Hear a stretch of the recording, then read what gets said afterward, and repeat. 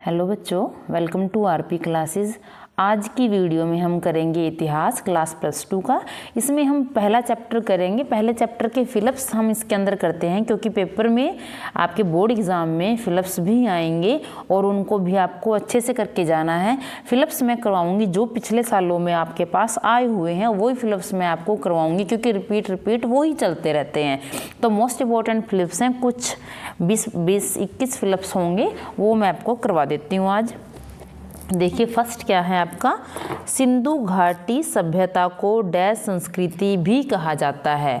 तो डैश यहाँ पर जो आया है डैश, उसमें क्या आंसर आया हुआ है, हड़प्पा संस्कृति, या फिर बोला जाएगा इसको कौन संस्कृति कहा जाता है, हड़प्पा की संस्कृति भी कहा जाता है। सिंधु घाटी सभ्यता की खोज कब हुई थी? 1921 में हुई थी। जले अनाज के दानों तथा बीजों की खोज से पुरातत्वविद डैश संबंधी आदतों के विषय में जानकारी प्राप्त करने में सफल हो पाए हैं। कि आज तक अभी तक हड़प्पा संस्कृति की जो लिपि है वो नहीं पढ़ी गई है, इसलिए जो भी वहाँ से तथ्य प्राप्त हुए हैं हम उन्हीं से अंदाज़ा लगाते हैं, जो इतिहासकार हैं उन्हीं से अंदाज़ा लगा रहे हैं कि वो क्या चीज़ थी। तो जले हुए अनाज के दानों से और बीजों की सबको पता है किससे संबंधित हो सकती है, आहार से संबंधित वो चीज हो सकती है। नेक्स्ट है, बनावली से मिट्टी से बने हल के डैश मिले हैं। क्या मिला है? मिट्टी से बना हल का क्या मिला है? प्रतिरूप मिला है। मिट्टी का सच वाला हल नहीं मिला, उसका छोटा प्रतिरूप मिला है। अफगानिस्तान में डैश नामक स्थल से नहरों के कुछ अवशेष मिले हैं। जो अफगानिस्तान में 2 स्थान थे उनमें से एक नहरों के अवशेष कहाँ से मिलते हैं? सोर्तगई से मिले हैं। सोर्तगई से हमें सोर्तुगई जिसको हम बोलते हैं, सोर्तुगई से हमें क्या मिले हैं? नहरों के कुछ अवशेष मिले हैं। फर्दर एक्सकवेशंस एट मोहनजोदड़ो का लेखक कौन था? अर्नेस्ट मेके। इनकी 3 से 4 होंगे राइटर इसके अंदर, जो कि हड़प्पा संस्कृति से संबंधित जो कुछ किताबें हैं, 3-4 किताबें हैं, उनको आप अच्छे से लर्न कर लेना। इसके अंदर कौन सी बुक के बारे में पूछा है? Further excavations at Mohenjodaro. इसके लिए कौन है? अर्नेस्ट मेके। नेक्स्ट है, हड़प्पा सभ्यता का सबसे अनूठा पहलू डैश का विकास था। क्योंकि हड़प्पा सभ्यता क्या थी? एक शहरी सभ्यता थी, तो उसका सबसे अनूठा पहलू किस चीज़ का विकास था? शहरी केंद्रों का आपका विकास था। आगे है, भारतीय पुरातत्व विभाग के जनक थे। कौन थे? Alexander Cunningham. भारतीय पुरातत्व विभाग के जो कौन थे? जनक थे अलेक्जेंडर कनिंघम। देखिए, हड़प्पा शहरों की सबसे अनूठी विशेषताओं में से एक ध्यान पूर्वक नियोजित कौन सी प्रणाली है? जल निकास प्रणाली। आपको पता है बहुत अच्छे से वहाँ नगर योजना बनाई गई थी और उसके अंदर जो ध्यान पूर्वक नियोजित कौन सी प्रणाली रही है? जल निकास प्रणाली। हड़प्पा के लोग डैश पशु की पूजा करते थे।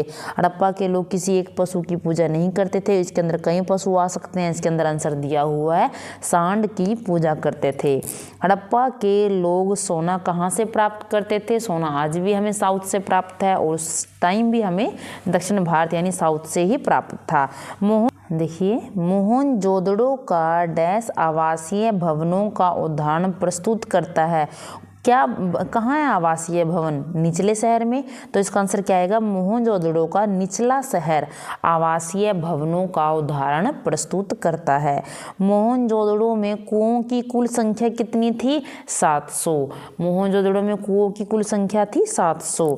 नेक्स्ट है, ऐसा लगता है कि हड़प्पा सभ्यता के निवासियों का मृतकों के साथ बहुमूल्य वस्तुएं दफनाने में क्या था? विश्वास था या नहीं था? ऐसा लगता है हड़प्पा सभ्यता के निवासियों का मृतकों के साथ बहुमूल्य वस्तु दफनाने में विश्वास नहीं था।